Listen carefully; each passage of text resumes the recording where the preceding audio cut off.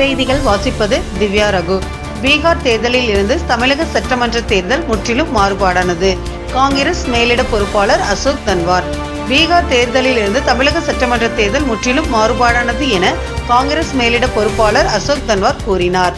காங்கிரஸ் கட்சிக்கு மாவட்ட அளவில் புதிய நிர்வாகிகள் நியமிக்கப்பட உள்ளனர். இது தொடர்பாக கட்சி நிர்வாகிகளிடம் கருத்து கேட்டு முடிவு செய்யப்பட உள்ளது. இதற்கான மேலிட பொறுப்பாளராக நியமிக்கப்பட்டுள்ள முன்னாள் MP அசோக் தன்வார் திருப்பூர் வந்தார். அவர் மாநகர் மாவட்ட கட்சி தலைமை அலுவலகத்தில் மாவட்ட நிர்வாகிகளுடன் மாலை ஆலோசனை நடத்தினார். இதன் பின்னர் அசோக் தன்வார் நிருபர்களுக்கு பேட்டியளித்தார்.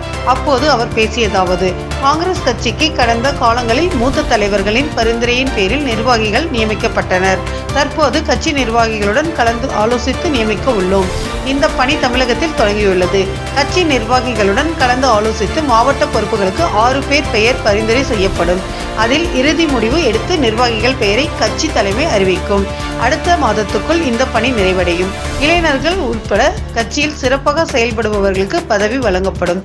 தமிழகத்தில் இன்னும் சில மாதங்களில் சட்டமன்ற தேர்தல் வர உள்ளது.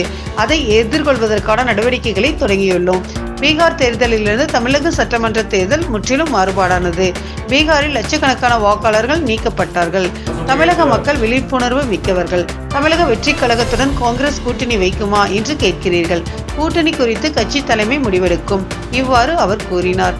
இதில் மாநகர் மாவட்ட தலைவர் கிருஷ்ணன், தேசிய பொதுச் செயலாளர் கோபிநாத், தெற்கு மாவட்ட தலைவர் தென்னரசு மற்றும் முன்னாள் MLA காளிமுத்து மற்றும் பலர் கலந்து கொண்டனர்.